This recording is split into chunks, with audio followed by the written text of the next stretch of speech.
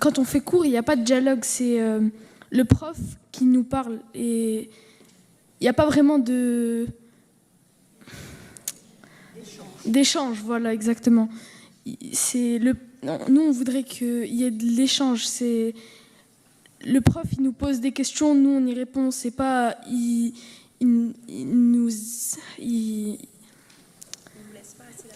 Voilà, il nous laisse pas la parole, il parle, et nous, on doit retenir. Merci beaucoup. Ikebot, tu veux... Alors attends, pardon, Jade qui n'a pas encore intervenu, je t'en prie. On voulait aussi intégrer des cours de pratique, parce que la plupart du temps, les cours, c'est juste le prof, il nous apprend, il nous donne les leçons et il nous explique. Et en fait, on n'a pas d'exemple. Et donc, faire plus de TP ou plus de pratique pour mieux comprendre. Merci.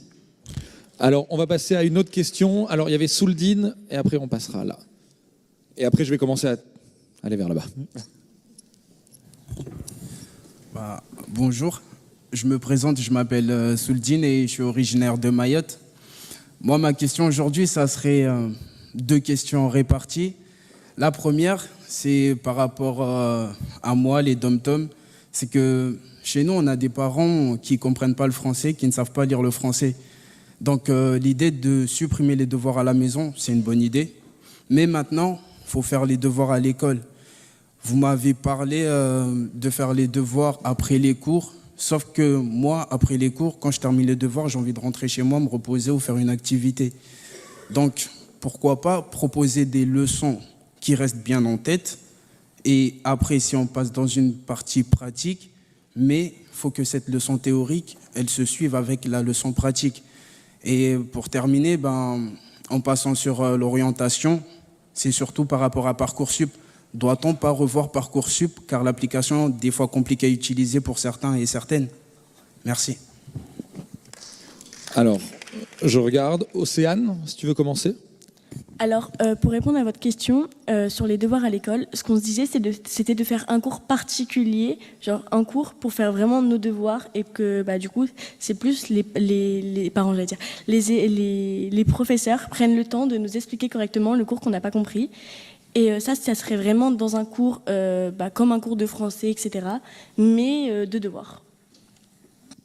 Merci. J'ai vu Jade, Elicia ou Léa après. Jade, vas-y.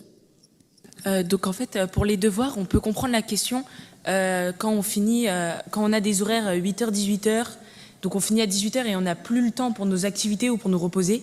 Mais cette sorte d'aide aux devoirs est mise en place avec une condition si nos cours étaient de 8h à 15h. Et donc on aurait l'après-midi pour faire des activités, se reposer. Et là, on peut prendre 1 heure pour faire nos devoirs avec une aide aux devoirs et une sorte d'animateur prof. Merci. Léa? Aussi, du coup, c'était encore une fois pour les devoirs. Le simple fait d'être avec des camarades aussi qui peuvent nous expliquer ou qu'on puisse travailler ensemble, ça permet d'être plus motivé et aussi de mieux comprendre. Alors que quand on est chez soi et que justement les parents ou la famille ne peuvent pas nous aider, ça rallonge encore le temps des devoirs et tout ça. Voilà. Merci. Licia, tu veux compléter? Oui, vas-y. C'est pour répondre par rapport à Parcoursup. Donc c'est un point sur lequel on est beaucoup revenu dans le rapport, que c'était vraiment une source de pression parce que justement on était un peu dans le flou. Et donc ce qu'on aimerait, c'est que vraiment il y ait beaucoup plus de transparence par rapport à la plateforme, parce que là pour l'instant on ne sait pas trop comment ça fonctionne et les informations qui sont relatives à la plateforme nous sont données très tard. C'est ce qu'on a souligné.